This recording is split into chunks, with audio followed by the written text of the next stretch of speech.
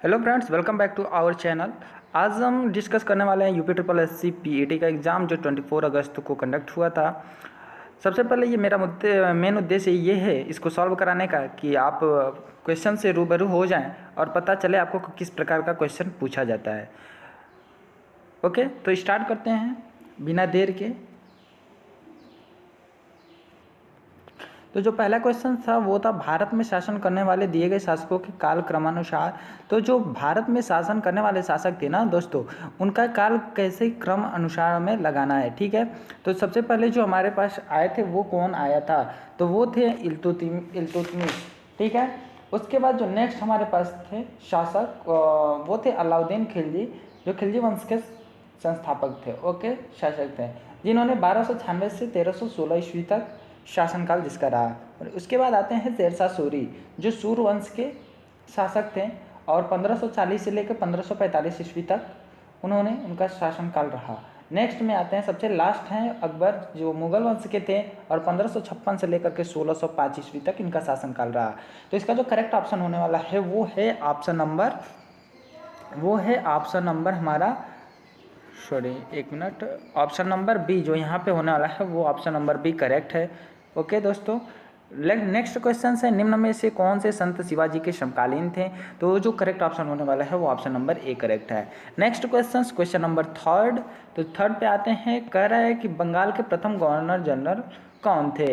Who was the first governor general of Bengal. Okay, तो यहाँ पे जो करेक्ट ऑप्शन होने वाला है वो ऑप्शन हुए लॉर्ड वारन हेस्टिंग। कौन? Lord Warren Hastings. Option B correct है। Okay, next question Charak Samhita संबंधित है। चरक संहिता किससे संबंधित है, तो ये जो हमारा ये एक मेडिसिन से संबंधित है, चिकित्सा से संबंधित है, जिसका ऑप्शन करेक्ट होगा बी। जो चरक एक प्रसिद्ध आयुर्वेद के विद्वान थे जो कनिष्क की राज दरबार में रहते थे। इनकी प्रसिद्ध रचना चरक संहिता है। इसमें रोगनाशक एवं रोग निरोधक वैसे औषधियों का उल्लेख है। ओके, नेक्स्ट क्वेश्चन है क्वेश्चन नंबर 5। क्वेश्चन नंबर 5 कह रहा है निम्न में से कौन सा जोड़ा सही नहीं है। तो यहाँ पे डिस्कस किया है, आपको कुछ क्वेश्चंस दे रखे हैं और बोल रहा है कि इसमें से कौन से जोड़ा सही नहीं है। तो दोस्तों आपको बता दें कि जो हमारा करेक्ट ऑप्शन होने वाला है ये यहाँ पे ऑप्शन नंबर डी करेक्ट होगा। ठीक है, जो औरंगजेब की मृत्यु हुई थी ना वो 1707 ईस्वी में हुई थी। ओके, तो यहाँ पे जो करेक्ट ऑप्शन होगा ऑप्शन नंबर डी करेक्ट होने वाली है। क्योंकि जो क्वेश्चंस में हमारे पास पूछा था वो ये पूछा था कि निम्न में से कौन सा जोड़ा सही नहीं है। इस बातों पे आपको ध्यान देना है। देखिए जो इनकरेक्टली यहाँ पे दिया है क्या, इनकरेक्टली मैच्ड, उसी प्रकार से आपको कह सकते हैं कि ये वाला जो ऑप्शन हमारा करेक्ट है। कब हुआ था औरंगजेब की मृत्यु? 1707 ईस्वी में। नेक्स्ट क्वेश्चन को देखते हैं, क्वेश्चन नंबर 6 कह रहे हैं इनमें से किसे भारत के ग्रांड ओल्ड मैन के नाम से जाना जाता है। ओके, ऑप्शन दिया है दादा भाई नौरोजी, डब्ल्यू.सी. बनर्जी, फिरोज शाह मेहता, सुरेंद्र नाथ बनर्जी। तो जो इसका जो करेक्ट ऑप्शन होने वाला है वो ऑप्शन नंबर ए करेक्ट है। Okay, option number A correct है, दादा भाई नौरोजी को जाना जाता था। कारण ये था कि उनके कार्यों के सम्मान में भारत का ग्रैंड ओल्ड मैन के नाम से इसलिए जाना जाता है क्योंकि इन्होंने 1851 में रहनुमाई मजदायना सभा रब्त गुफ्तार पत्र, 1866 में ईस्ट इंडियन एसोसिएशन लंदन में स्थापना एवं 1886, 1893, 1906 3 बार कांग्रेस के अध्यक्ष बनाए गए थे। ठीक है, और इनकी जो प्रसिद्ध रचना थी वो क्या थी? Poverty and un British rule in India. Okay, इसलिए इनको गोल्ड ओल्ड मैन के नाम से जाना जाता है। ओके, नेक्स्ट जो क्वेश्चन है हमारे क्वेश्चन नंबर 7। सन 1915 से 1916 में किसके नेतृत्व में 2 होम रूल लीग शुरू हुई। ओके, तो जो ये हमारे पास थे तो एनी बेसेंट और लोकमान तिलक, जो इसका जो करेक्ट ऑप्शन होने वाला है वो ऑप्शन नंबर ए करेक्ट है। यहाँ से ये 2 होम रूल लीग का स्थापना हुआ था, शुरुआत हुई थी यहीं से, इनके लीडरशिप यही थे, एनी बेसेंट और लोकमान Tilak ji. Okay, next questions की तरफ देखते हैं, क्वेश्चन नंबर 8। निम्न का मिलान करना है, आपको दिया है कि किसका कौन फाउंडर थे, उसके बाद से आपको ऑप्शंस गिवन है। तो सबसे पहले आपको देखो दोस्तों कैसे सॉल्व करते हैं। रीज़न ये है ना कि हमें कुछ चीज़ें तो पता होती हैं, कुछ चीज़ों को पता करने पड़ते हैं। जैसे कुछ करेक्ट भी पता होगा ना तो थोड़ा सा उसके लिए हमें उन नहीं पता है, जैसे करेक्ट ऑप्शन आपको नहीं पता है तो जो जो आपको पता है उसको तो जाइए, पहले उसको टच कीजिए। जैसे आपको लगभग लोग को तो पता होगा ना कि ये जो ब्रह्म समाज थे, ब्रह्म समाज के जो फाउंडर थे वो कौन थे? स्वामी विवेकानंद थे। ठीक है, वैसे सॉरी, ब्रह्म समाज के कौन थे? राजा राम मोहन राय थे। आ रही बात समझ में? मतलब ए का थर्ड मिल गया आपको। कौन मिला? ए का थर्ड मिला। वैसे ही अब आर्य समाज का कौन था? तो कहाँ गए? ऑप्शन थोड़ा सा कट गया है दोस्तों, एक मिनट अभी आपको बताते हैं। यहाँ से स्टार्ट करते हैं कि ब्रह्म समाज, एक मिनट, ब्रह्म समाज के जो संस्थापक थे वो थे कौन? राजा राम मोहन राय। ठीक है, कौन थे? राजा राम मोहन राय, जो 1828 ईस्वी में उसको खोजा था। फिर उसके बाद आर्य समाज के जो थे वो कौन थे? दयानंद सरस्वती, यानी कि सी का जो है वो बी वाला ऑप्शन करेक्ट है। नेक्स्ट, रामकृष्ण मिशन, इसका जो फाउंडर थे वो थे स्वामी विवेकानंद। रामकृष्ण मिशन, अब कम से कम आपको यदि मान लीजिए आपको रामकृष्ण मिशन भी नहीं पता हो, केवल सी ऑप्शन आर्य समाज और ब्रह्म समाज अधिकतम लोगों को पता है, तो यदि यही पता हो तो आप क्या करेंगे? जैसे ब्रह्म समाज के कौन थे? राजा राम मोहन राय फर्स्ट। मान लीजिए आपको 3 चीज़ें मिली, ठीक है, ए मिल गया और सी मिल गया, तो ए का हमारा थर्ड है, ए का थर्ड है, वैसे ही सी का क्या है? बी है। लगभग ये चीज़ें आपको पता होती हैं। ठीक है, तो अब देखिए आपको थोड़ा सा ऑप्शन को करेक्ट कैसे करना है, ऑप्शन को कैसे करेक्ट करना है, पकड़ना कैसे है, क्या पता हमें नहीं पता भी हो, तो भी वहाँ से स्टार्ट करते हैं। देखिए क्या था, ए का थर्ड था, ए का थर्ड था, आ रही बात समझ में, और सी का 2 था। तो आपको लगभग तो 2 ऑप्शन तो यहाँ से करेक्ट होने के ऑप्शन कट जाएंगे ना। यहाँ से ये है कि पहला वाला ऑप्शन आपको, और यहाँ से डी वाले ऑप्शन कट जाएंगे। अब आपको थोड़ा सा तुक्का भी लगाना हो तो कोई भी बात नहीं है, आप लगा सकते हैं, लेकिन जो इसका करेक्ट ऑप्शन होने वाला है वो ऑप्शन नंबर सी करेक्ट है। नेक्स्ट क्वेश्चन की तरफ बढ़ते हैं और देखते हैं क्वेश्चन नंबर 9, करो या मरो की नारा किसने दिया था? यार दोस्तों ये तो सबको पता होता है, ये हमारे राष्ट्रपिता महात्मा गांधी जी ने दिया था। Okay, option number D correct है। नेक्स्ट क्वेश्चन नंबर 10 की तरफ बढ़ते हैं। क्वेश्चन नंबर 10 क्या बोल रहा है? क्वेश्चन नंबर 10 है हमारे पास, जब सुभाष चंद्र बोस ने भारतीय राष्ट्रीय कांग्रेस के अध्यक्ष पद से इस्तीफा दिया तो इस पद का प्रस्ताव किसे दिया गया? मतलब कह रहा है जब सुभाष चंद्र बोस ने कांग्रेस अध्यक्ष पद से इस्तीफा देते हैं तो उसका प्रस्ताव किसको दिया गया? जवाहरलाल नेहरू, पट्टाभी सिद्धारमैया, डॉक्टर राजेंद्र प्रसाद, जेबी कृपलानी। तो जो इसका करेक्ट ऑप्शन होने वाला है वो ऑप्शन नंबर सी है, डॉक्टर राजेंद्र प्रसाद होगा। ठीक है, ऑप्शन नंबर सी करेक्ट है। नेक्स्ट क्वेश्चन नंबर 11, सलालपन बिजली परियोजना किस नदी पर स्थित है? तो इसका जो करेक्ट ऑप्शन होने वाला है वो है चिनाब नदी। किस पे? चिनाब नदी, यानी कि ऑप्शन नंबर सी करेक्ट है। नेक्स्ट क्वेश्चन कर रहा है वसंत विश्व होता है, कब होता है? तो वसंत विश्व का समय सीमा 21 मार्च का होता है। ओके, कब होता है? 21 मार्च को, यानी कि ऑप्शन नंबर ए करेक्ट है। ओके, नेक्स्ट क्वेश्चन नंबर 13 कह रहा है राजस्थान में खेतड़ी परियोजना किसके उत्पादन के लिए प्रसिद्ध है? तो जो खेतड़ी परियोजना है वो कॉपर के लिए प्रसिद्ध है, यानी कि ऑप्शन नंबर सी जो करेक्ट ऑप्शन है। नेक्स्ट क्वेश्चन नंबर 14 कह रहा है काजीरंगा राष्ट्रीय उद्यान स्थित है। तो जो काजीरंगा दोस्तों राष्ट्रीय उद्यान स्थित है वो कहाँ है आपको बताना है, तो वो है हमारे पास असम में। ठीक है, और उसके बाद से और भी दिया हो आपको, जो ऑप्शन दिया है उन्हें बताते हैं। जैसे कान्हा नेशनल पार्क है मध्य प्रदेश में, पेरियार नेशनल पार्क है, कौन सा? पेरियार नेशनल पार्क है केरल में। ठीक है, तो यहाँ पर जो करेक्ट ऑप्शन होने वाला है वो ऑप्शन नंबर बी करेक्ट है, असम। ठीक है, नेक्स्ट क्वेश्चन नंबर 15 की तरफ बढ़ते हैं। निम्नलिखित में से कौन सी हिमालयी नदी तंत्र की नदियाँ हैं? तो यहाँ पे ऑप्शन आपको बताना है कौन सी है कौन सी नहीं है। तो जो गंगा एवं ब्रह्मपुत्र हैं, यानी कि जो फर्स्ट और सेकेंड है ऑप्शन नंबर गंगा एवं ब्रह्मपुत्र सेकेंड और थर्ड जो ऑप्शन है वो करेक्ट है। नेक्स्ट क्वेश्चन नंबर 14 की तरफ बढ़ते हैं और 16 की तरफ। बैंक दर का अर्थ है, bank rate means what? Interest rate changed by the money lenders, मतलब कि कह रहा है सहकारों द्वारा ली जाने वाली ब्याज दर, अनुसूचित बैंकों द्वारा ली जाने वाली ब्याज दर, बैंकिंग संस्थाओं के लाभ की दर, देश की केंद्रीय बैंक द्वारा ली जाने वाली आधिकारिक ब्याज दर। तो इसका जो करेक्ट ऑप्शन होने वाला है वो है ऑप्शन नंबर डी करेक्ट होगा। ओके, ऑफिशियल रेट पे मतलब देश के केंद्रीय बैंक द्वारा ली जाने वाली आधिकारिक ब्याज दर। ओके, नेक्स्ट क्वेश्चन की तरफ चलते हैं। क्वेश्चन नंबर 17 कह रहा है यदि आरबीआई नकद कोषानुपात को घटा दे तो साख सृजन पर क्या असर होगा?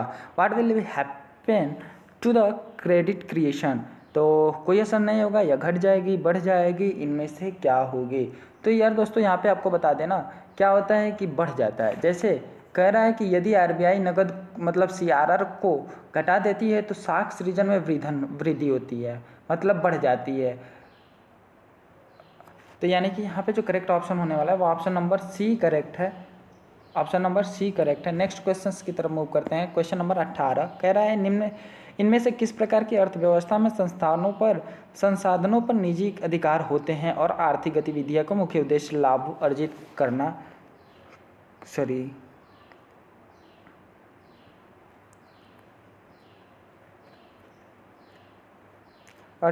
होता है।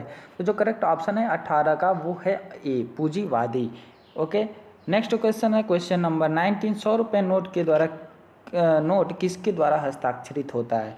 तो यहाँ पे जो करेक्ट ऑप्शन है वो है option number A. Okay, option number A, RBI governor जो होते हैं उनके द्वारा। यहाँ पे भी दोस्तों करेक्ट ऑप्शन ए था, कैपिटलिस्ट यानी कि पूंजीवादी। नेक्स्ट क्वेश्चन है what is the full form of a FEMA? Question number 20 की तरफ मूव करते हैं और देखते हैं क्या कह रहा है। कह रहा है what is the full form, मतलब कि फेमा का पूर्ण रूप क्या है? तो दोस्तों जो फेमा का पूर्ण रूप होता है वो होता है foreign exchange regulation act, foreign exchange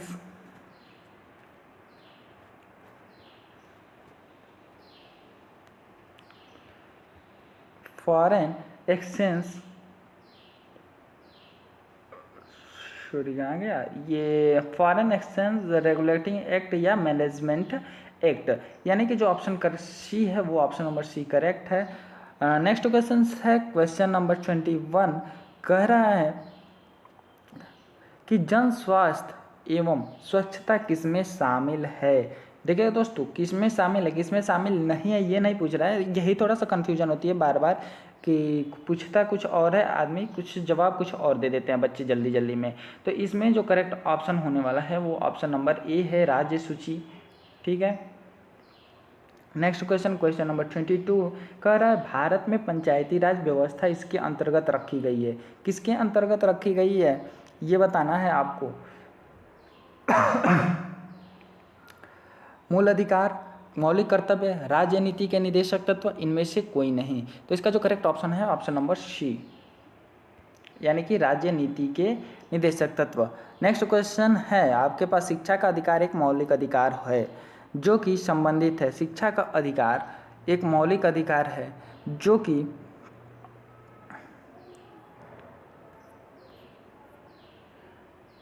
किस अनुच्छेद से संबंधित है? तो वो जो हमारे पास करेक्ट ऑप्शन है वो 21, शिक्षा का जो हमारा अधिकार है वो 21A के अंतर्गत आता है, यानी कि जो करेक्ट ऑप्शन होगा ऑप्शन नंबर ए होगा। क्वेश्चन नंबर 24 के अंदर आते हैं निम्न में से किसने संविधान सभा में उद्देश्य प्रस्ताव रखा? संविधान सभा में उद्देश्य प्रस्ताव रखा था किसने? तो यहाँ पे जो करेक्ट ऑप्शन होने वाला है वो है option number A, Jawaharlal Nehru ने रखा था। ओके, स्टार्ट कर, ऑप्शन नंबर ए करेक्ट होगा। नेक्स्ट क्वेश्चन है क्वेश्चन नंबर 25 कह रहा है कि भारतीय संविधान के किस अनुच्छेद में अल्पसंख्यकों के हित निहित हैं?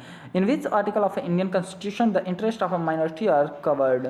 ओके, तो जो यहाँ पे जो करेक्ट ऑप्शन है ऑप्शन नंबर सी है, अनुच्छेद नंबर 29। ओके। अनुच्छेद 24 में बात का है 14 वर्ष से कम आयु के बालकों के कारखानों खदानों में नियोजन पर प्रतिबंध। अनुच्छेद 29 है भारत के क्षेत्र में रहने वाले किसी भी अल्पसंख्यक वर्ग द्वारा अपनी भाषा, लिपि एवं संस्कृति का संरक्षण। जो अनुच्छेद 21 है प्राण एवं दैहिक स्वतंत्रता। तो आपको दोस्तों पता चल ही गया होगा कि ऑप्शन क्या है, ऑप्शन नंबर सी करेक्ट यहाँ पे है। अनुच्छेद 29 में अल्पसंख्यकों के हित निहित की बात कही गई है। ठोस चालक, अब आ जाता है आपका क्वेश्चन फिजिक्स से। ठोस चालक में धारा प्रवाह होते हैं, धारावाहक होते हैं क्या? ठोस चालक में धारावाहक होते हैं। तो जो ठोस चालक होता है उसमें मुक्त इलेक्ट्रॉन होते हैं। कैसे होते हैं? फ्री इलेक्ट्रॉन्स होते हैं। कैसे होते हैं? फ्री इलेक्ट्रॉन्स होते हैं। ओके, जो नेक्स्ट क्वेश्चन हैं आपका क्वेश्चन नंबर 27, प्रकाश वर्ष किसने मापने की इकाई है? किसके मापने की इकाई है? ठीक है, तो इसका जो करेक्ट ऑप्शन है वो ऑप्शन नंबर सी है, distance travel by light in a vacuum during 1 year. मतलब 1 वर्ष में निर्वात में चली गई जो प्रकाश दूरी द्वारा चली गई दूरी को मापने के लिए प्रयोग करते हैं। ऑप्शन नंबर सी करेक्ट है। नेक्स्ट कह रहा है ब्लीचिंग पाउडर का रासायनिक नाम क्या है? तो दोस्तों आपको यहाँ पे जितने भी ऑप्शन दिए हैं आपको सारे के सारे बता दे रहे हैं। ब्लीचिंग पाउडर, जो ब्लीचिंग पाउडर है उसको कहते हैं कैल्शियम ऑक्सीक्लोराइड, यानी कि जो ऑप्शन नंबर बी होगा वो करेक्ट होगा। लेकिन जो कैल्शियम सल्फेट है उसको भी बता देते हैं किसको क्या कहते हैं। ठीक है, कैल्शियम जो सल्फेट है उसको कहते हैं हम जिप्सम। क्या कहते हैं? जिप्सम कहते हैं। जिप्सम कहते हैं, जिप्सम कहते हैं। ठीक है, नेक्स्ट जो है सोडियम बाइकार्बोनेट। सोडियम बाइकार्बोनेट क्या होता है? सोडियम कार्बोनेट होता है साधारण नमक, और सोडियम बाइकार्बोनेट, और सोडियम जो क्लोराइड होता है सोडियम जो क्लोराइड होता है वो साधारण नमक होता है। सोडियम बाइकार्बोनेट जो होता है वो बेकिंग सोडा यानी कि खाने का सोडा होता है। Next question number 29। तो चलिए क्वेश्चन 29 की तरफ चलते हैं। क्वेश्चन नंबर 29 कह रहा है 18 कैरेट सोने में खरे सोने की प्रतिशत होती है। तो यहाँ पे क्या होगा? ऑप्शन नंबर बी होगा करेक्ट, यानी कि जो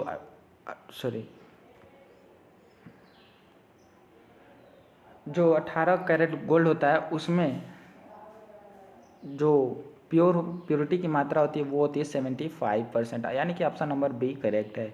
ओके, नेक्स्ट क्वेश्चन नंबर 30। संतरे में बहुतायत में होता है, मतलब ऑरेंज जो होता है वो कंटेन करता है अबंडेंस ऑफ किस विटामिन को रखता है, कंटेन करता है। तो उसका जो करेक्ट ऑप्शन होने वाला ऑप्शन नंबर ए करेक्ट है, विटामिन सी को कंटेन करता है। नेक्स्ट क्वेश्चन है क्वेश्चन नंबर 31, जो सॉल्व करने लायक हो उसको करा देते हैं। जैसे दोस्तों यहाँ पे दिया है कि 196 और 56 दिया है। चलिए इसको नेक्स्ट जो पार्ट 2 आने वाला है उसमें डिस्कस करेंगे मैथ और रीजनिंग के सारे क्वेश्चंस को डिस्कस पूरे डिटेल्ड में। तो नेक्स्ट क्वेश्चंस की तरफ मूव करते हैं। क्वेश्चन नंबर 40 है, क्वेश्चन नंबर यहाँ से 36 का जो करेक्ट ऑप्शन है पूछा है आपको विलोम शब्द। तो विलोम शब्द एक है किसका? एकल का विलोम शब्द पूछा है। तो एकल का जो विलोम शब्द होता है वो होता है बहुल, यानी कि जो इसका करेक्ट ऑप्शन है वो ऑप्शन नंबर ए करेक्ट है। Okay, option number A correct है। बाकी और भी जो है पर्याप्त का अपर्याप्त, अकेला का दुकेला, उपयुक्त का अनुपयुक्त। नेक्स्ट क्वेश्चन है दर्प का पर्यायवाची। तो दर्प का जो पर्यायवाची होता है वो होता है अहंकार, दंभ, घमंड, मान, अभिमान, गर्व। तो इसका जो करेक्ट ऑप्शन होने वाला है वो है ऑप्शन नंबर बी, मतलब कि अहंकार।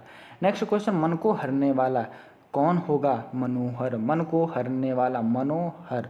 गागर में सागर भरना, गागर में सागर भरना, गागर में सागर भरना इस मुहावरे का अर्थ है।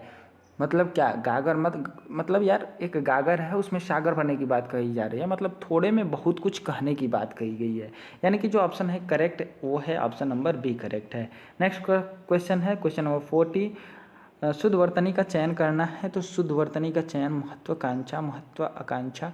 यार दोस्तों जैसे ना इसका एक मतलब कि ट्रिक नहीं कहेंगे, मतलब ये होता है ना कि आप अपने मन से लिखिए। एक बार भी सुने होंगे ना, जैसे अपने मन से लिखिए, रफ जो सीट होता है महत्वाकांक्षा होगा या क्या होगा, आपको जैसे 2-3 बार लिखेंगे ना आपको क्लियरेंस मिल जाएगी। तो यहाँ पे जो इसका करेक्ट ऑप्शन होने वाला है वो ऑप्शन नंबर सी करेक्ट है, महत्वाकांक्षा होता है, महत्वाकांक्षा नहीं होती है।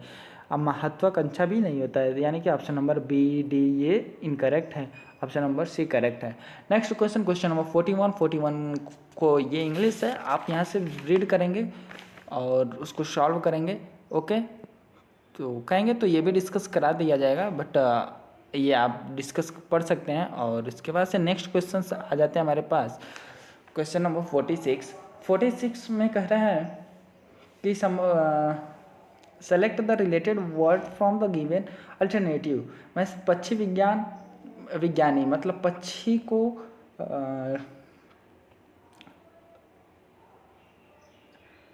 रखने वाले को कहते हैं, स्टडी करने वाले को कहते हैं, पढ़ने वाले को कहते हैं, विज्ञान अध्ययन करने वाले को कहते हैं पक्षी के बारे में पक्षी विज्ञानी।